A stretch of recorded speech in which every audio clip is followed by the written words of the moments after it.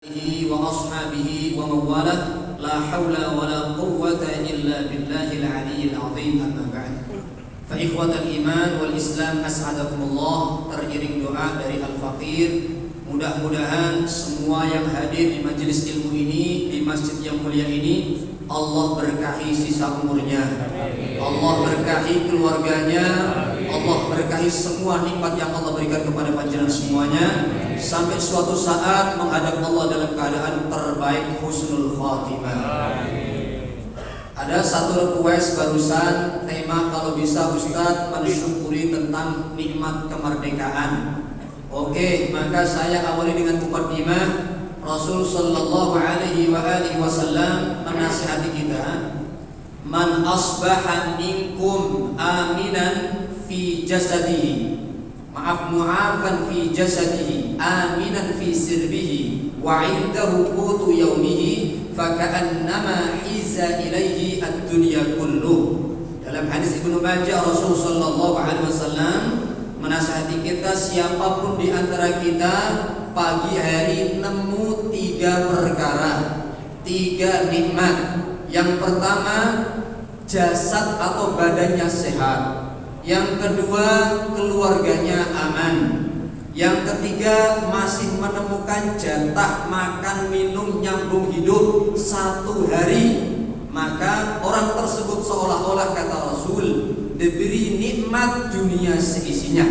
Sehingga barometer nikmat yang mesti kita bersyukur kepada Allah Subhanahu wa taala adalah 3 hal tersebut. Namun kenyataannya alhamdulillah, alhamdulillah, banyak nikmat yang Allah berikan kepada kita. Bahkan kalau kita lihat dari tanggal 1 bulan Agustus, kita temukan di pinggir jalan raya, jalan besar, jalan kecil, ganggang, kita temukan banyak bendera merah putih yang berkibar. Di depan rumah, di depan perkantoran, banyak bendera merah putih yang berkibar, mengingatkan akan rasa syukur nikmat kemerdekaan Republik Indonesia. Bapak Ibu yang dirahmati Allah Subhanahu wa taala, kalau kita berpikir sejenak, adakah manusia yang bisa menjamin kemerdekaan kita rasa-rasanya abadi? Kita sampai kapan kira-kira kemerdekaan kita? Tentu jawabannya tidak ada satupun manusia yang bisa menjamin kemerdekaan itu selalu ada di negeri kita. Yang mungkin terjadi adalah penjajahan, mungkin datang kembali dengan model sistem yang macam-macam. Kemudian persatuan dan kesatuan kita pun bisa terobrak-abrik, pecah belah, itu yang sangat mungkin. Ma'asyiral muslimin as'adakumullahu ajma'in. Sejarah Islam mencatat dalam Al-Quran, kisahnya diabadikan.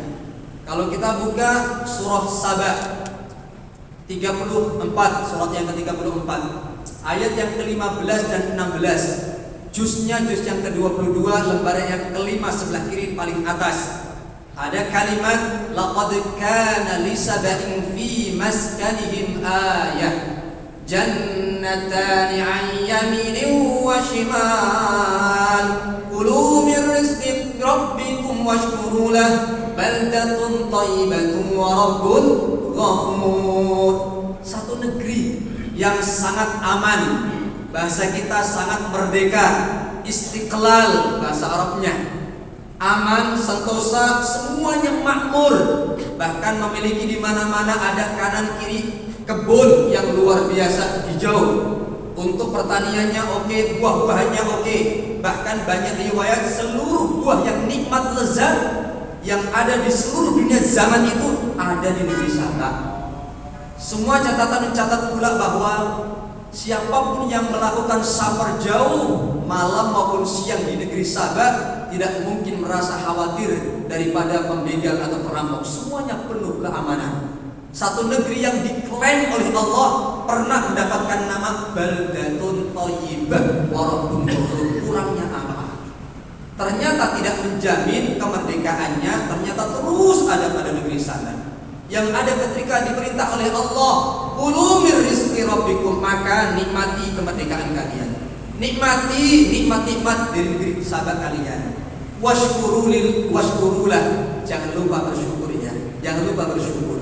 Ternyata yang ada fa'aradu fa arsalna 'alaihim sailal 'arim wa baddalnahum bi jannatayhim jannatain, dan seterusnya. Yang ada mereka ingkar, mereka kufur, mereka tidak bersyukur, tidak menghiraukan nasihat-nasihat para nabi, para warasatul anbiya. Yang ada sekarang ini Sabah yang dulunya makmur, baldatun thayyibatun wa rabbul ghafur. Siapapun yang pernah ke negeri Sabah kita temukan, ternyata kering, kerontang, tandus, dus. Itulah negeri yang tadinya istiqlal, merdeka, ternyata berubah total, mengerikan. Ma'asyiral muslimin rahimakumullah. Kita berharap kemerdekaan kita, negeri kita ini terus berlanjut diberkahi oleh Allah Subhanahu wa taala. Dengan cara apa? Bersyukur, mensyukuri nikmat kemerdekaan kita. Ma'asyiral muslimin as'adakumullah ajma'in. Bahwa berbicara tentang mensyukuri nikmat kemerdekaan ini, paling tidak bukan hanya simbol berkibarnya bendera merah putih, tapi lebih daripada itu.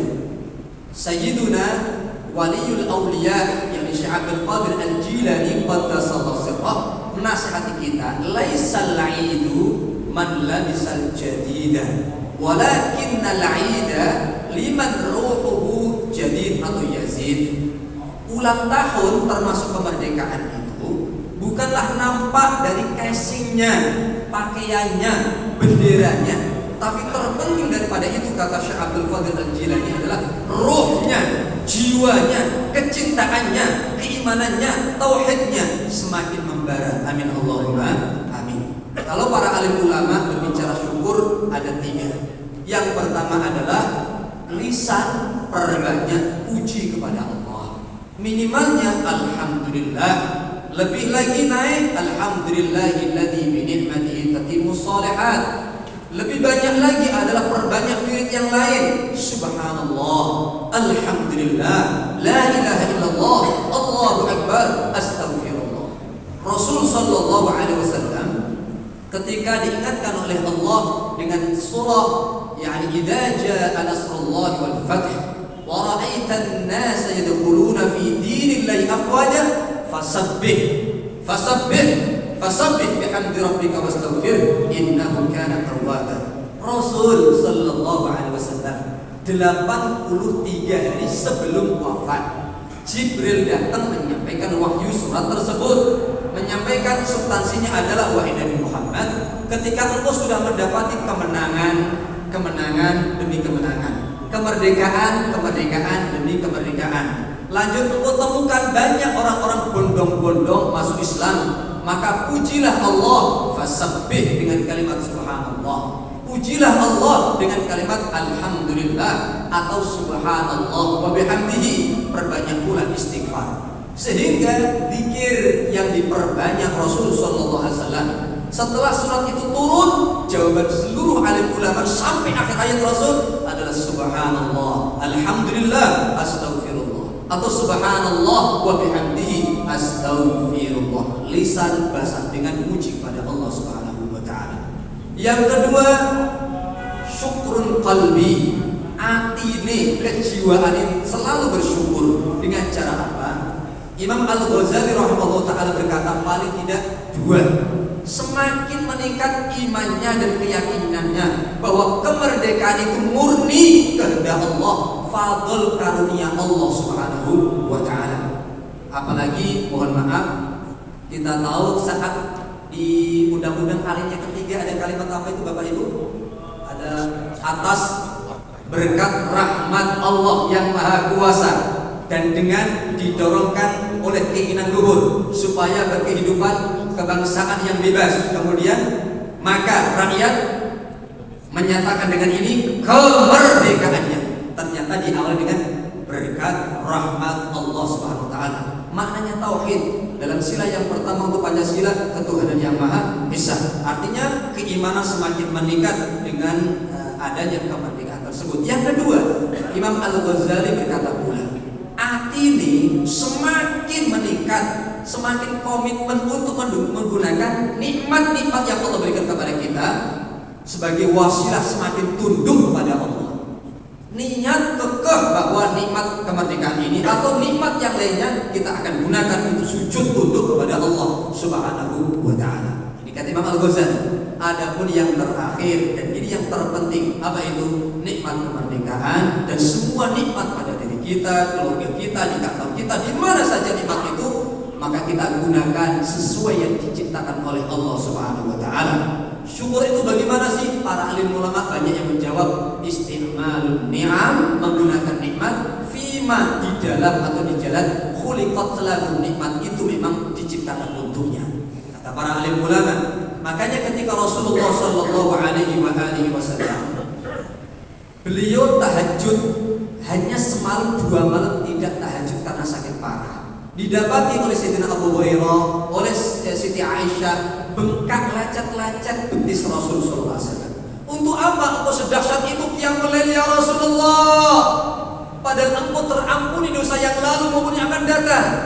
Apa jawaban beliau? Hai Aisyah, wahai Abu Hurairah, tidakkah engkau ikut senang kalau aku ingin sekali menjadi hamba Allah yang bersyukur? Jawaban Nabi Muhammad SAW. Tamparan buat kita bahwa implementasi dari syukur bukan hanya lisan, bukan punya hanya hati, tapi juga amaliyahnya di jalan Allah SWT. Saya berharap sangat siapapun yang punya amanah dengan izin Allah, amanah itu jadikan menjadi wasilah bertakwa kepada Allah.